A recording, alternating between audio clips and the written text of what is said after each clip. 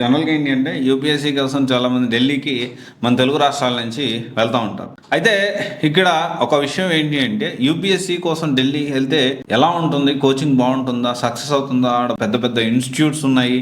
So అసలు UPSC కోసం ఢిల్లీకి యూపీఎస్సీకి వెళ్ళాడంటే వాడు ఖచ్చితంగా ర్యాంక్ సాధిస్తాడు అనే ఒక అపోహలో ఉంటారు చాలా మంది స్టూడెంట్స్, పేరెంట్స్ కూడా. ఇక్కడ మనం అర్థం చేసుకోవాల్సిన విషయం ఏంటి అంటే యూపీఎస్సీ కోసం ఢిల్లీ వెళ్ళే వాళ్ళలో సక్సెస్ అయ్యే వాళ్ళకంటే కూడా ఫెయిల్యూర్ అయ్యే వాళ్ళు చాలా ఎక్కువ మంది ఉంటారు. ఇక్కడ మనం అర్థం చేసుకోవాలి, సక్సెస్ కాకపోగా కెరియర్ ని, లైఫ్ ని స్పాయిల్ చేసుకునే వాళ్ళు బోలెడు మంది నాకు తెలుసు. ఇప్పుడు మనం ఇక్కడ చూసుకుంటే అట్లీస్ట్ అసలు మన అశోక్ నగర్లో ఏం జరుగుతుంది, అమ్మాయిలకు సేఫ్టీ ఉందా లేదా, లేకపోతే ఇన్స్టిట్యూట్స్ బాగా చెప్పిస్తున్నాయా లేదా, సో ఇక్కడ ఫుడ్ ఎలా ఉంటుంది, సో ఎన్వైరన్మెంట్ ఎలా ఉంది అనేది ప్రతి ఒక్క పేరెంట్స్కి అందాజుగా, పూర్తిగా కాకపోయినా అందాజుగా, అంటే కొంచెం ఒక ఎస్టిమేషన్తో ఉంది.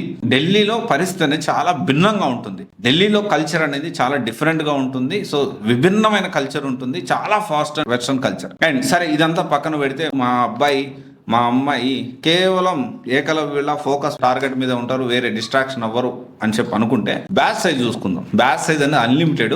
మీరు నమ్ముతారో లేదో 500, 700, 1000 మందిని ఒక క్లాస్లో కూర్చోబెట్టి టీవీలు పెట్టి ప్రొజెక్షన్స్ వేసి, అంటే అక్కడక్కడ ఒక క్లాస్ చెప్తా ఉంటారు. స్టార్టింగ్లో ఇంత పెద్ద ఒక హాల్ లాగా ఉంటుంది, అది ఒక పెద్ద హాల్ లాగా ఉంటుంది. దాంట్లో 500 మంది, 700 మంది, 1000 మందిని కూర్చోబెట్టి క్లాసులు చెప్పిస్తూ ఉంటారు, టీవీలు పెడతా ఉంటారు. అసలు నీకు ఎక్కడ కనెక్షన్ ఏముంది? ఇక ఆఫ్లైన్ తీసుకోవాల్సిన అవసరం, ఆన్లైన్ తీసుకుంటే సరిపోతుంది కదా. ఇప్పుడు ఆఫ్లైన్ యూపీఎస్సీ కోచింగ్ తీసుకోవడానికి మెయిన్ ఎయిమ్ ఏంటి? డైరెక్ట్ గా మనకి ఫ్యాకల్టీ కొంచెం టచ్ ఉంటుంది. సో ఎప్పటికప్పుడు మనం డౌట్స్ అడగొచ్చు, కొంచెం ఫ్రీగా ఉంటుంది.